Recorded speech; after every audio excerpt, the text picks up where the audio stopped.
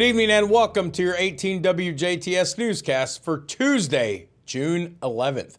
Thank you for choosing us for your evening news. I'm Jared Atkins reporting.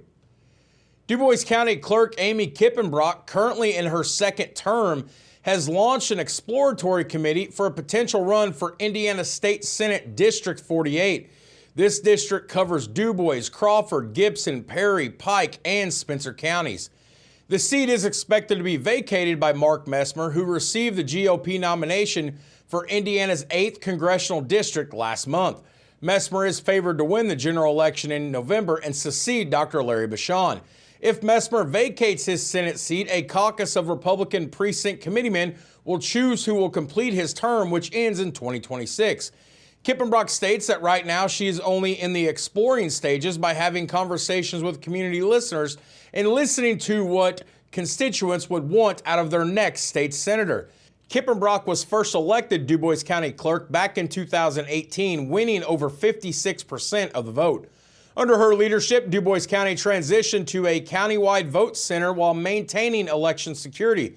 She was recognized as Clerk of the Year back in 2020 for her efforts to protect election security during the global COVID-19 pandemic.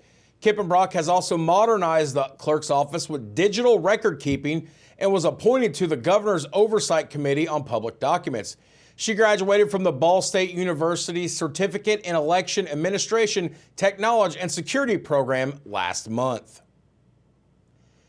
On Monday evening, Indiana Governor candidate Jennifer McCormick held a town hall discussion with the public at the Jasper Train Depot. In hopes of advocating her platform, McCormick talked passionately about her viewpoints on the healthcare system concerning women's reproductive rights and the education system.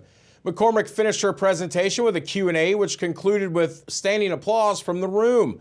Former Indiana Superintendent of Public Instruction from Newcastle, McCormick shares her passion for education and rights for Hoosiers.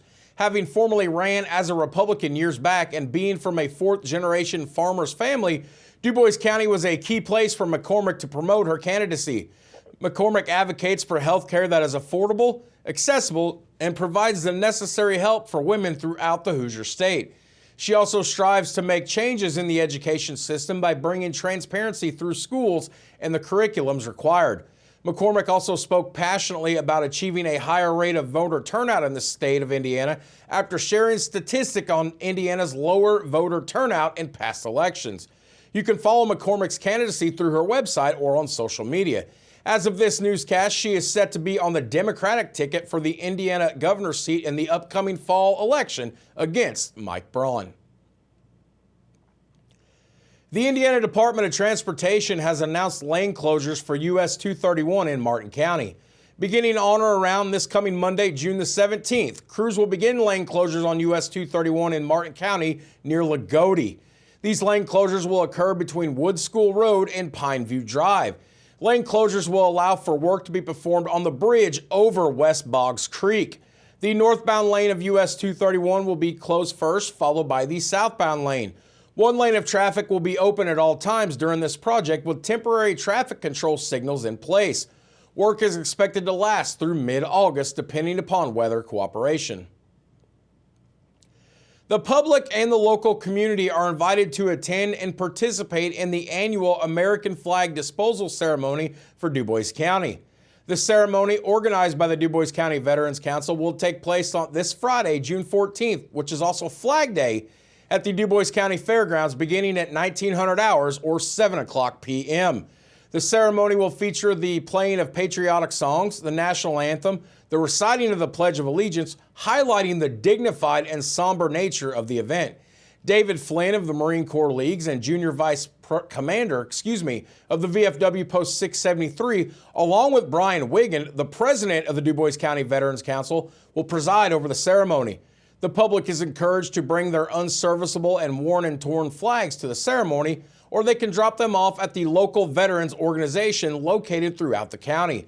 Due to the number of flags involved in this annual event, the actual burning and disposal will continue after the ceremony. Local nonprofit Locking Arms for Suicide Awareness and Applebee's in Jasper are joining forces to host a flapjack breakfast fundraiser on Sunday, June 23rd from 8 to 10 a.m. The event will be held at Applebee's in Jasper, offering a hearty breakfast of pancakes, sausage, scrambled eggs, and your choice of drink for $10 per ticket. To-go meals will also be available. Tickets can be purchased at Applebee's or through any Locking Arms board member. Locking Arms has also announced a variety of mental health awareness and pride t-shirts available for purchase. To view the multiple shirt designs, place your orders, or for more general information, please visit the Locking Arms for Suicide Awareness Facebook page. The Indiana Department of Transportation has announced a commitment of $50 million in Highway Safety Improvement Program funds to support safety improvement projects on local road networks across the state. The commitment solidifies the agency's renewed focus on safety and the related goal of reducing fatalities and serious injury crashes on Indiana roadways by 25% over the next decade. A notice of funding availability is now available, providing an opportunity for local agencies to implement specific safety countermeasures on your local roads. Eligible countermeasures are systematic, low-cost improvements that do not require additional right-of-way. Examples include newer updated warning devices, signs or pavement markings, raised medians, curb extensions, pedestrian crosswalks, guardrail additions or improvement, traffic signal enhancements at rail crossings, among others. Local cities, towns, and counties that receive proposed funding will be required to use those funds within 2 years of the award. The call for projects will open on Tuesday, September 3rd and close at 5 p.m. Eastern on Friday, October the 11th. And there is still time to sign up and register for the United Way of Southwestern Indiana's annual Golf for Good outing. The event will be held on Monday, July 15th at the Evansville Country Club. Funds raised at this golf scramble will address critical issues in both Vanderburgh, Warwick, and Spencer counties. You can visit the United Way of Southwestern Indiana's Facebook page to find links to register as well as additional information. With summer approaching and warm temperatures expected soon, it's important to prepare for extreme heat. Here are some tips on staying safe during the extreme heat and recognizing different types of heat-related illnesses. Staying hydrated, staying cool, preventing heat illness, and recognizing and treating heat-related symptoms including heat cramps, heat exhaustion, and heat stroke. For more information on these tips, please visit our website. Multiple free paper shredding days are set to take place this year, sponsored by Kimball Corporate Recycling and supported by the Jasper Chamber of Commerce. The next free paper shredding day is set to take place tomorrow, Wednesday, June the 12th. These free paper shredding days will take place at the Kimball Corporate Recycling and are open to the public and businesses. It's important to note that participants do not have to reside in DuBois County to take advantage of this. There is no limit on the amount of paper products brought in. Only paper and junk mail materials will be accepted for shredding. Magazines, newspapers, and cardboard will also be accepted. For more information, as well as to view the full list of paper shredding dates, please visit our website. And in other news, Indiana businesses, local governments, solid waste management districts, higher education institutions, and nonprofit organizations are invited to submit grant proposals for the Indiana Recycling Market Development Program, or RMDP, that funds recycling projects. These grant proposals can range from $50,000 to $500,000.